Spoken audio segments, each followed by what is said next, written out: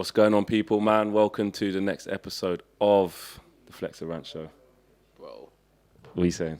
I'm cool, you know. I'm cool, bro. Yeah. I'm happy, bro. Like, I'm happy. Like, obviously, I know there's mixed feelings amongst fans at the moment. But obviously, I said after the torment that we went through before, I'm just trying to keep it as positive as possible, blood. So man's always going to look for, like, a positive outlook on situations, bro. Like, if we're fucked, I'll say we're fucked, blood. You know that. Yeah. But if I could see positives, like, then that's the route I'll be going down. You know what I mean? Like, that's it for me. 0-0, obviously 0-0 against Liverpool yesterday, and you hit the nail on the head there in terms of there's mixed opinions. Yeah. We both spoke to a lot of fans after the game at fan cam time, and it was mixed. There was some fans who were like, "Nah, man, like we should have beaten them, or we managed to silence Mo Salah. They weren't even firing. We should have put them to the sword." Then there's other fans who were like, "You know what? To get hit with 3 injuries in one game, I don't even think that's even happened before. Yeah. Especially to us anyway. That might even be in the history of the league.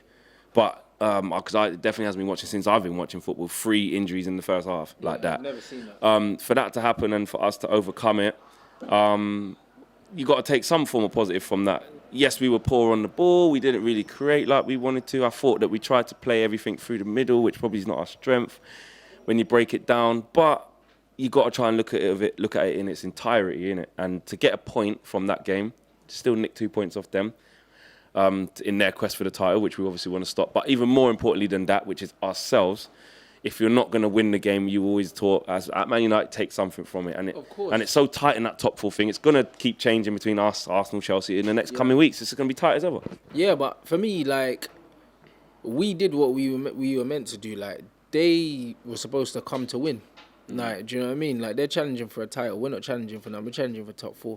Like, winning that game, like, we weren't relying on winning that game. Do you know what I mean? And as I said before, like, about 9 weeks ago, nobody's talking about, oh, yeah, like, it's 2 points dropped. They would have been petrified of them man coming. They would have. And they would have thought we were going to get turned over. And Liverpool would have been extremely Liverpool confident. Would have been very confident. Like, they didn't come confident. These men come happy with a draw from before the game started. Like, it was very clear that they would have taken a draw. Do you know what I mean? From the way they attacked or didn't attack, from the way their midfield weren't pushing forward. Like, I don't know who their most advanced midfielder was because they weren't pushing on.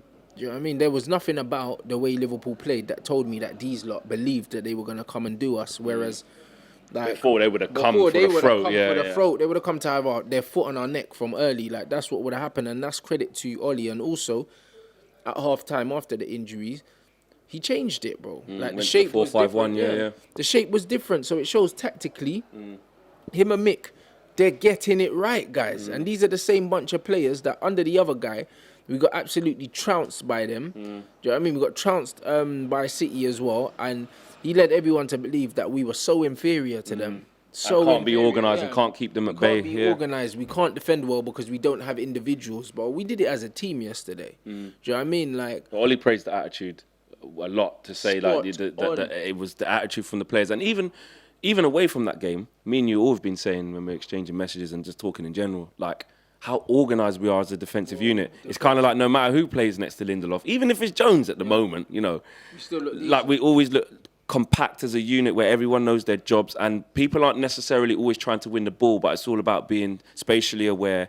and organisationally aware of where you are on the pitch. And we're kind of slotting across as a unit, staying tight and compact, knowing when to try and nick the ball, when not to, knowing when to just cover an area or space just to contain the opponent so that we can break. So I think for as much as the free-flowing football that we've actually been playing, which has been great at times, sometimes that football hasn't been there. But what has actually happened is, like I said a lot of times, is we don't concede a lot of chances anymore. We're not that easy to get at anymore. That's why we're not conceding a lot of goals, because we're not conceding chances. Yeah. Like, do you know what I mean? Someone told me as well in the comment section to my video, the shot on target was that Daniel Sturridge one. Remember when he went for the shot and he said, why is he shooting from there? Oh, yeah. That was their shot on target, that P-roller, bro. That was like, it, innit? Yeah. That's all they had in the game. And we had the best chance of the game. Like, Jesse should have definitely bagged. Do you know what I mean? Do you think, remember we said, when we saw him coming on, we both said, hope they ain't rushed him back and that. Yeah.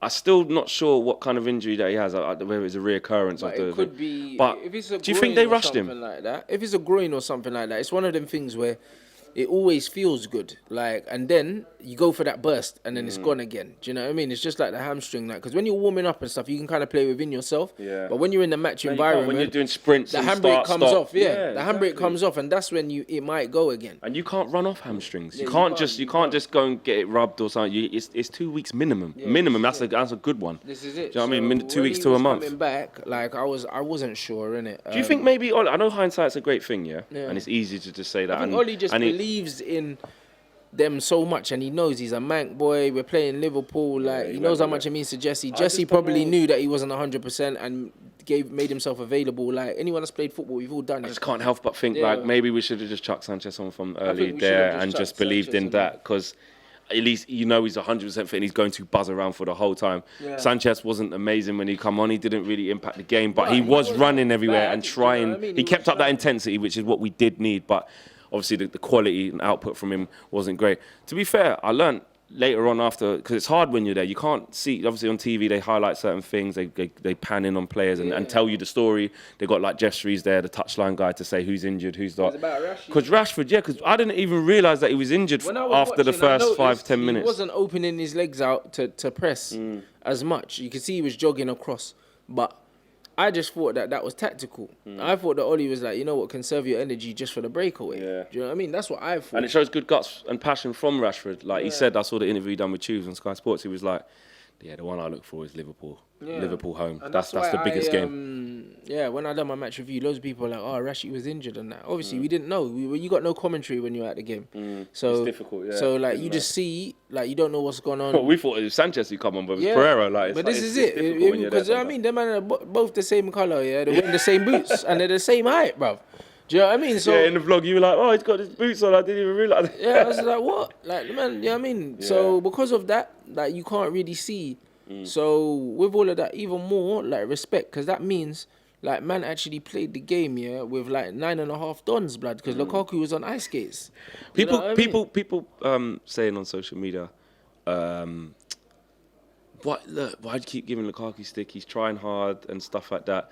I think bar the pass that he gave to Jesse Lingard, which was a very good pass. Yeah, Jesse should have done better. The ball in that there was another ball. Didn't attack into the far post. Other than that, people are like, yeah, it was a good ball in. It wasn't, innit? It's one of them ones where with Lukaku's, like, he does do the in-swingers, but he hits them so hard and he hits them flat as well. There's no dip on them. Like, he hits them really flat with very little backspin, which means there's not a lot of lift on them and they're quick. If you gamble as a striker, you can get on the end of them and get your toe on them to redirect them. But if you're not on your toes, them things just flash past you because there's too much power. There's almost as much power as a shot on those. Do you know what I mean? And Rashford does it as well from the other side. He cuts inside, then he just whips it back. But he whips it back. It's almost like a shot cross where it's so powerful that if you're not in tune with it, it just flashes by, innit? And to think our number 9, yeah, that we spent 75 million, his best contributions in the whole game were 2 crosses, blood. And that just sums it up.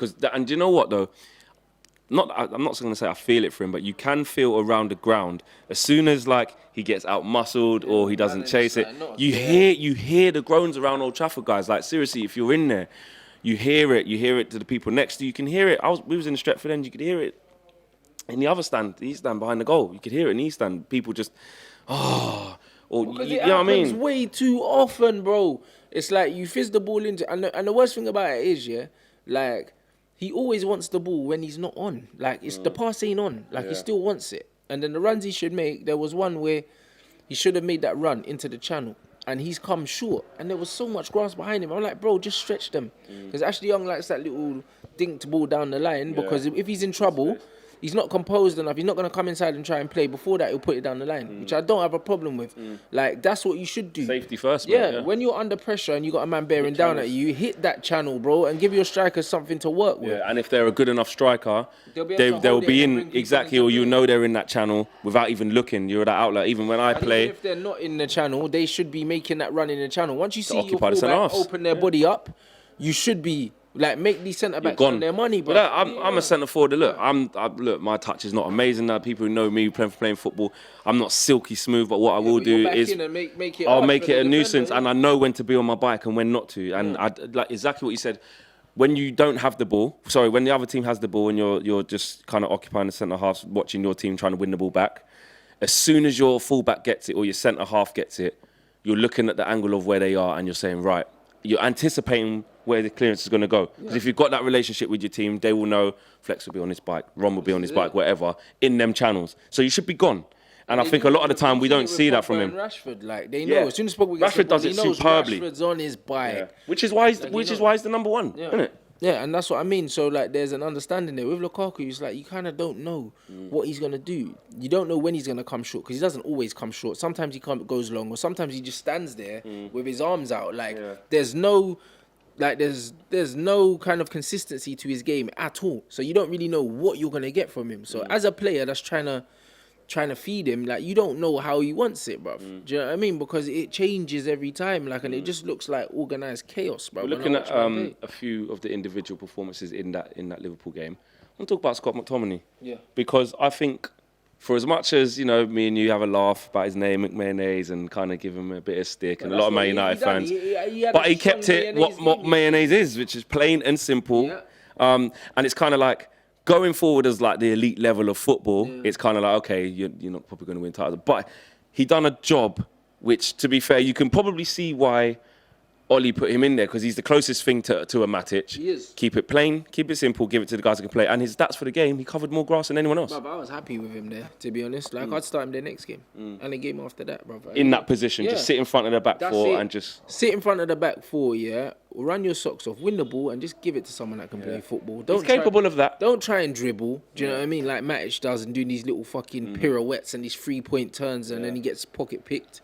At least with Scott, he was just kind of nicking the ball and then just passing it simple. Bro, I don't have a problem with that. Obviously, he's not great, but he knows his role in the team and he just stuck to that. And I think what was difficult, he did have a good game. He was one of our better performers. And to be fair, I think the biggest problem he had, obviously, Jose gave him so much shine when we couldn't believe why. But the midfield he was playing him in at the time, which was like with Matic and Herrera or Matic and Fellaini. And it was like, he's just like for like and couldn't show anything different. So... maybe we were a little bit too harsh on him because he was in the midfield. But he's not because he weren't supposed to do anything. But but what I'm saying is, when I say too harsh, I mean like, well, in the midfield with Matic and with Fellaini, what someone like Scott McTominay's supposed to do? He's not going to outshine him. It wasn't his fault. We always knew that he was never going to be standing out in that midfield. But I saw him for exactly what he is and what he was. He's a very just a basic academy player, bro. Yeah. Do you know what I mean? He gets up and down the pitch. Like, do you know what I mean? And like, he can pass the ball 5 yards. I trusted in him though, and and he did repay that faith because, like a lot of people said, I think Saeed said it as well, and I agreed. It was like with Scott McTominay in there for such a big game from nowhere, hadn't played, that had written all over it. It was a big confidence boost, but it could have been like our midfield could have been easy to get at. Because let's not forget, he started with Herrera and with Pogba. It was a big call. So for him, it was massive, and if he wasn't at his game he could have, Wijnaldum could have just breezed him out. Henderson could have just overran it. He could have got overwhelmed by it, but he didn't. He did hold his own and do the basics well. Yeah, I agree completely, bruv. Like, I didn't have... like, we saw, he only made one mistake. The ball come to him, he miscontrolled it. Other than that, he was pretty solid, and just efficient in his work and that. And if he's going to come off the bench or be a squad player and do that, then that's what he's there for. Like, no more than that. No more than that, bro. We got a lot of you guys' questions to go through, so we're gonna go to that in a short while. Last thing before on the Liverpool game, before we move on, let's clear up the Luke Shaw situation, because there was a lot of... Look, he got given man of the match on Sky. Did he really? Yeah, man of the match on Sky. Loads of United fans saying to me on my social media and on Twitter that he got man of the match. Obviously, Mark thought he got man of the match. Listen, I'm not saying Luke Shaw had a bad game. Let me just clear it up. He didn't have a bad game. He was defensively sound. For me, I just don't think he was man of the match. I think, especially in the first half, I know collectively as a team we were giving the ball away. It wasn't just him, but I counted about 4 or 5 clearances. He gave the ball away in our third. You know what I mean? So it's not that we're trying to bash him, because even you said in the fan camp, Mark tried to do a little funny thing, say, what are you going to say now, Rants? And to be fair, you did say Luke Shaw had a good game. Bro, I'm a fair guy, innit? I say it exactly how I see it. I thought Luke Shaw defensively had a good game. I think his distribution wasn't good, and I think that attacking-wise he offered nothing. But defensively, Luke Shaw's one of them guys, where he's very good at being the guy that sweeps up. Like, if someone's shutting down a player. He's good at being the second guy. Yeah, do you know what I mean? And coming round and doubling up and positionally, he was brilliant yesterday. Positionally, yes. 1-on-1 is where I worry about him because man take him down the outside and get crosses. Salah rinsed him in like the first 5 minutes. The first minute, Salah tied his shoelaces, bro. Like chopped him inside. And if Salah pulled that back and then they scored, all of a sudden, man are like, ooh, do you see what I mean? Salah didn't do that to Ashley Young. Do you know what I'm saying? He didn't chop, man. Like, he tied, man. He but equally, on that thing, what you said, Ashley Young pocketed Hazard and pocketed Mo Salah. Does that mean he's the best fullback in the league? Ashley Young was the best left back in the league based on that one performance. But because it's Luke Shaw here, there's this bias. I think that there's an emotional affinity with this guy, a connection because of the emotional side, because of what he's went through, and everyone saw the interview and everyone feels sorry for man and that. Like, and I get all of that. But the thing is, for me, like, I try to take emotion and sentiment out of it, and I just look at things in black and white. What are his strengths? What are his weaknesses, bro? That's it, innit? And I think when people say, his fullbacks are defenders first and that, in the modern game, they are not. No, they're not. Do you know what I mean? They're very much, they're a massive, massive part of the attack. Yeah. You look at Spurs play. Without Kieran Trippier, and Ben Davies, Harry Kane probably scores 8 less goals a season. Maybe even more than that. Do you understand how vital they are? Especially in an era now where most teams are playing inverted wingers. The width that you get from fullbacks on the attack are vital. The modern day fullback has completely changed. When Gary Neville was doing it, like, he was kind of like a pioneer in that, in terms of his crossing was excellent, and he did used to get up. Same with Dennis Owen as well. But and Gary Evra. Neville was a defender first, but Gary Neville could cross way better than Luke Shaw with both feet. Gary Neville used to check back onto his left foot and whip balls in. Do you remember? Like, so you, man, that are getting gassed, you don't actually remember. Like, either you're too young to actually remember what Gary Neville used to do, what Dennis Owen and these men used to do. You don't remember because you were too young and you didn't understand the game. Or you just don't understand the game full stop, bro. Because, like, a fullback is not a defender, bro. Like, no. Like, they defend and attack. Like, just like wingers defend and attack. Like, do you know what I mean? Even when Ryan Giggs played left wing, did he not defend, bro? He defended.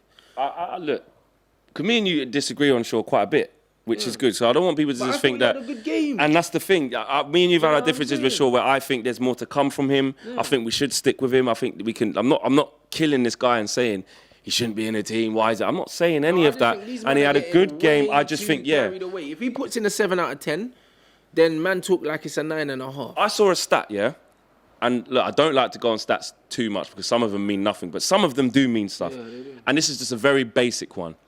Kolasinac at Arsenal has got less appearances than Luke Shaw and more assists.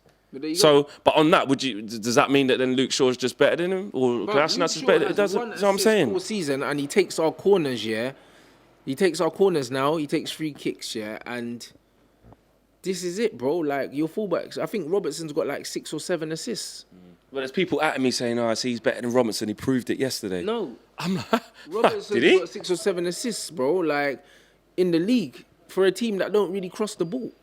Do you see what I'm trying to say? So, like, I'm not trying to hear that. Luke Shaw, defensively was sound. And the thing is, as a fullback, like, he defends a lot because he doesn't attack that much. Because the most attacking fullbacks don't have to defend as much because they're pushing their opposite player back. Like, he invites pressure. Well, look how high Milner was up at right back, and look how high Robertson was. Milner went past him down the outside, and Milner's a right back. When did he go past Milner in the game? It didn't happen. And when people are like, that's to do with the way we played. Yeah, but no, because people said, but when Martial's there, Martial doesn't pass Luke Shaw the ball. Martial didn't play yesterday. Lukaku was there. He still didn't overlap Lukaku, bro. So what I'm saying is, like, he plays. Remember, Luke Shaw, we bought an attacking fullback. That's what we bought. He doesn't play like the player that we bought. We bought an attacking fullback that was on free kicks and that. You, man, remember, if you remember what we bought for 30 million, he was one of them young, I think he was record teenager or something. He was at the time. He don't look like that to me. He don't look like a record teenager. So what it comes down to is that he just, yes, the injuries and all that, but what you're saying is he just hasn't lived up to what the profile of what we bought. Yeah, like, he is defending like man's playing like an old school left back, bro. Like, in 2019, blood. Like, how are you doing that? There's arguments that Cresswell, Chilwell, and obviously Robertson are kind of in that level, if not above. Do you know what I'm saying? There or thereabout. And Robertson, obviously. Robertson's better than man. Like, he is clearly. Like, clearly. Do you know what I'm saying? It's one of them ones where, like, I think Luke Shaw's a good player. Like, do you know what I mean? If Manchester United are an elite club, like we're meant to be, yeah, he's the guy that comes off the bench when we got an injury, blood, and he plays at left back. Because man's never going to be elite, innit? He's never going to be top level. He's never going to get to the Evra heights, bruv. Like, he's never going to get to the Irwin heights. Do you know what I mean? He's not even going to get to the Gary Neville heights, blood, for me. Do you know what I mean? And when we had the Gary Neville, I wasn't screaming like, yo, we got the best right back in the world, blood. But I knew that he was just efficient, innit? Yeah, he was the best right back in the league. And, bro, when Beckham used to come inside and Gary Neville used to be our width, bro. Like, Gary Neville was chopping back and whipping the ball with his left foot in and getting assists, blood. I'd love to see a stat for how many assists Gary Neville would get a season because I don't know, innit? I haven't seen, but I know it was more than one. Do you know what I mean? I know that, innit? So, when man are getting gassed because Mo Salah went missing against fucking Ashley Young and then Luke Shaw, like, cool, it was a decent performance. But when I look at Pogba's performance yesterday, when I look at Smalling's performance yesterday... Even McTominay's performance was good. He covered every blade of grass. When I look at Lindelof's performance yesterday, bro, like, Lindelof was flawless yesterday. Paul Pogba saw that the two young midfielders that he had, in there needed help, and he sacrificed his own game, and his own instinct to drive forward, and he sat back and he was making slide tackles. And that's not even a Pogba fan club thing. That's just a fact. That's just what was on there. There was even Old Trafford was cheering like a goal when he's doing slide tackles and that. And I saw Henry Wintner, who writes for The Sun, I think. I read his article and he was like, you know, fair play to Pogba. We don't always see this side to his game. He's not never, but he showed a lot of maturity to show that kind of performance in that type of game. And people coming out saying, "Oh, Pogba had a shit game," because he sacrificed himself for the team. That's what you do. He's the senior player, and the guy's 25. And he's the senior midfielder because Pereira and McTominay are kids. Yeah. You see what I'm saying? And he sacrificed his game. And then who are you going to ping it up to? Marcus on one leg and Lukaku on ice. On no legs. Do you see what I'm saying? He didn't have an outlet. So what he did was he played the simple game, and he sacrificed himself, and he was brilliant yesterday. Yeah. Do you know what I mean? He was brilliant because without his application, if he decided that, I want to play my normal game and bomb on and that, the Liverpool midfield would have overran us. Listen, just to finish off on that topic, we're not saying Luke Shaw had a bad game by any stretch. He was very compact, defensively sound. I just thought there was a few people who performed a bit better. Yeah, he was very good. I think he put in a solid 8, but I think that put in a 9 yesterday. But you know what it was? People, I just couldn't, I don't know if it's just me, I just couldn't believe the whole... It was like everyone was. It made me think I'm mad. Maybe I'm mad, but it was saying best left back in the league, world better than Robertson, all of this, and I just didn't get that from that performance. After one performance against a terrible Mo Salah, like Salah was terrible. Yeah. Like, let's move on. Let's move on. Listen, let's go to you guys' questions and stuff. This is what we like doing. Craig Prota, our guy, couldn't make it to the game on Sunday. But Craig says, have we got what it takes to get 6 points from the next 2 games with the injuries we've got? Absolutely, bro. Worrying time, though, isn't it, with these injuries? No, I don't think so. Because I think so. In every season, these things happen and it gives players an opportunity to step up. Do you know what I mean? We know what our young lads are doing. We know what Chong's doing. We know what Mason's doing. But they're going to get a chance now. I'm looking forward to it, personally, for me, because we're not challenging for the title. So I'd like to see it, man. For the top 4, no Herrera. Depending on how long he's going to be. No Jesse now if he's aggravated that. Herrera will be back soon. He's a warrior, innit? Like, we don't know how serious it is. I'm assuming it's not. Mata, like, we don't rely on him, so that's not important. Like, Jesse, like, we need Jesse back. But at the same time, if we get Martial back and we got Martial, Rashford, and someone else, like, we'll cope, innit? Like, we will cope, like. So... I'm not really worried, bro. Like, a midfield of McTominay, Pogba, and Pereira, like, is good enough to beat Crystal Palace. That kind of goes into the next question, which is from at Berber Spin 9. He says, with the injuries mounting up, do you think it's time to see Chong, Gomez, Greenwood, and would you play them at PSG? That's a good question. I wouldn't play them at PSG. That's a bit of a big ask, isn't it? Because that could just ruin their confidence. Yeah. And losing their confidence against world. Imagine going from playing against kids to playing elite level. And then you come off losing 5-0. Didn't have a sniff against flipping Marquinhos. What's his name? Thiago Silva and them kind of man. Got bullied. Didn't do nothing. Come against Dani Alves, season pro. If it's just a one striker thing, then maybe I'll give Greenwood a run out. But other than that, no. For me, right now, I just believe that Chong needs to get a chance on that right-hand side. Why not? Do you know what I'm saying? And then when Mason's fit, bring him on for Rashford for the last 20 because Rashford's been running himself ragged. So, like, honestly, I'm not worried. Like, man, are unbeaten in the league under Oli. You, man, forget, you know, that one dead PSG loss. Who cares? In the league, we are top of that form table. Like, man, I just got bare W's. And like, you know, actually, speaking about that, I'm going to be in Paris, actually, next week. So we're not actually going to do the Flex and Rant show at that time. So just on that, quickly, the PSG. Do you know what? There was a couple of fans yesterday, even with the injuries we just picked up. Let me finish, yeah? These men are romantics, blood. They said, Rants, I'll take Akeem Cheeky Sport as well. He was one of them, actually. I'll take Akeem realising that Lukaku's not good as well. He said, and a lot of fans said, listen, flex. Because I was going, no. I done a DT. I was like, no. We're going to look. I was doing that one, yeah? He said, if we get one goal out there, it changes. And we could win 3-1 out there. No, blood. No, we can't. Rants, I'm with Ollie. Yeah, it can happen. So am I, bro. It can happen. I mean, I'm with Ollie, but I'm also sober, blood. You know what I was there? Like, it's not no chance. Happen. No, I can't see it happening. It's not happening, and that's no disrespect to the lads, bruv. We're not that level. We're not. We have to Pogba accept as well. that. Yeah, no Pogba.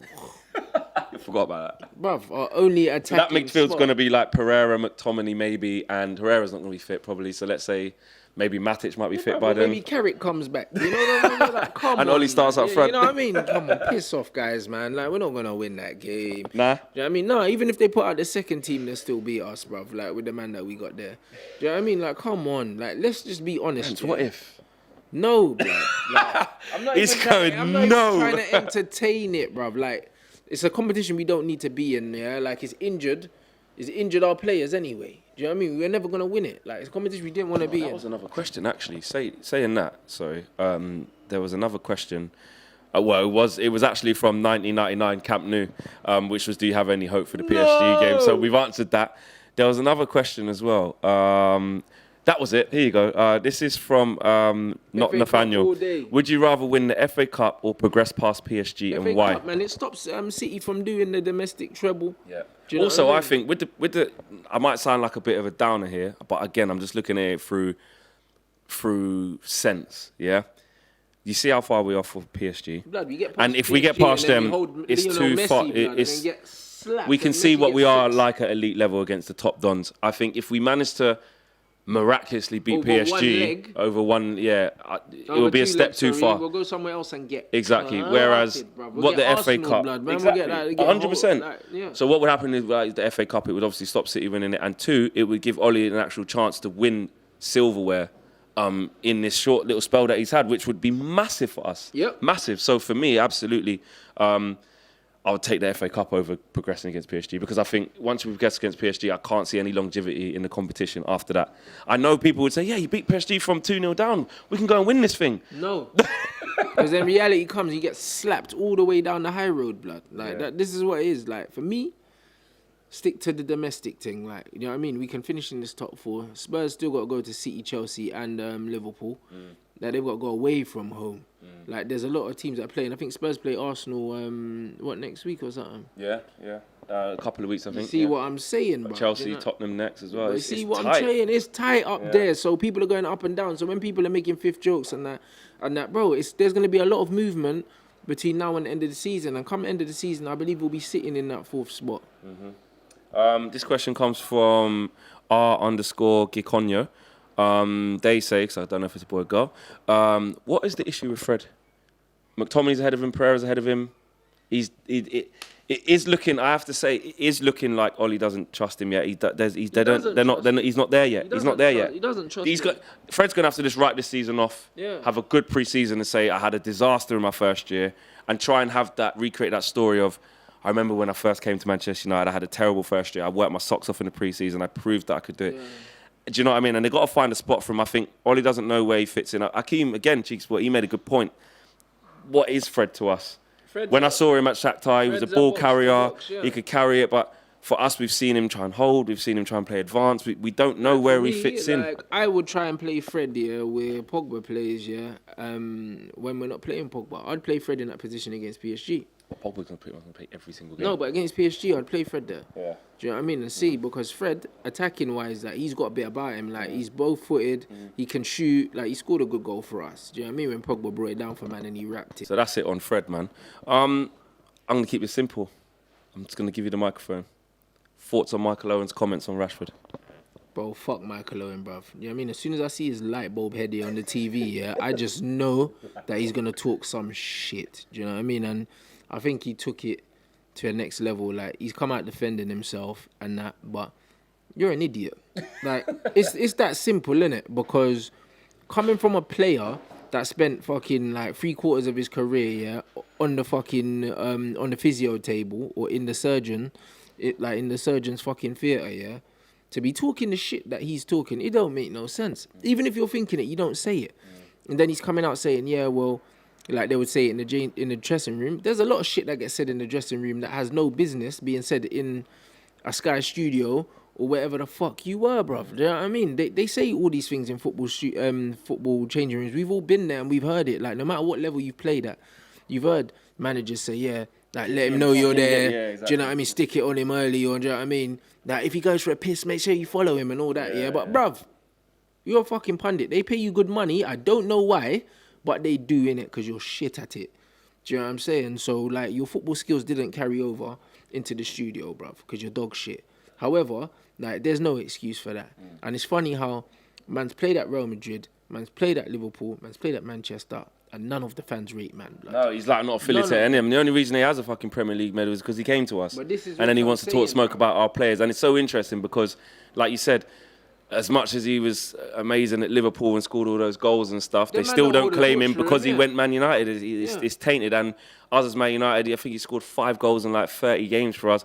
Obviously, yes, the one against City was the most memorable one. That's the only goal I remember him scoring. But well done. Other than that, you've done fuck all. But to come and say that about Rashford when, like you said, it's rich coming from you. You're fucking worse injury record than flipping Ledley King down under and put together, bruv. Yeah, it's mad. Are you sure? And he's like, oh, like, I would kick him on the ankle that he was limping. Are you mad, bro? Do you know what I'm saying? Like, all I'm saying is, yeah, when he comes to Old Trafford, he needs to get a helicopter, like onto the pitch, bruv, and go that way, innit? Because if some of the fans see man on the street, man, it's peak, bro. Yeah. It's very peak. Like, it's on site, bro. Like, man after 2-foot Michael Owen on the concrete, blood. Like, that's what it is. Oh, Rio will sort that out, bro. You know what I mean? Just throw a football at him and just jump in, bro. I'm telling you, like, are you mad? Mike, I tell you what, mate. Just go and stick to flipping riding horses or grooming the horses or whatever the fuck you do, bruv, racing horses and shit, because this pundit thing's not for you. And for you to say that, I think is absolutely disgraceful. It's young, up-and-coming English, you know what I'm saying? A fellow, exactly, does that whole thing about professionalism and shit. He used to play for the club as well, bruv. He used to play for club, he used to play for country. This guy, Marcus Rashford, is a big part of the England squad. And you're saying kick him off the pitch. We've got internationals coming up in March, international break. You're saying kick him off the pitch. You're fucking... He's pissed me off. Yeah, he's pissed me off. Let's not talk about that idiot anymore. Ruan7 says, she says, what is our best team and formation given the injuries to our players? Oh, who knows, innit? Because, like, we got serious lack of depth at the moment. Like, serious lack of depth. It has to be McTominay, Fred and Pogba, probably I would play. Do you know not Pereira instead? No, over Andreas, because I want to see Fred have a goal, bruv, because I just believe in him. Like, I've seen the tech that he's got, but Pereira, that's cool. If you could swap Pereira in there, obviously, for me, Smalling and Bailly have to play, especially against Crystal Palace. They'll be a physical team. They'll attack us. They'll stick Smalling and Bailly have to play against who? No, not Smalling and Bailly. Lindelof, right, sorry. okay. Not What's your take on that? You're saying now, because a lot of fans are saying, we've made a lot for Eric Bailly. There were times under Jose where it was like, we can see, because when Lindelof hadn't come into form, and we were like, we can see this guy's the best defender at our club.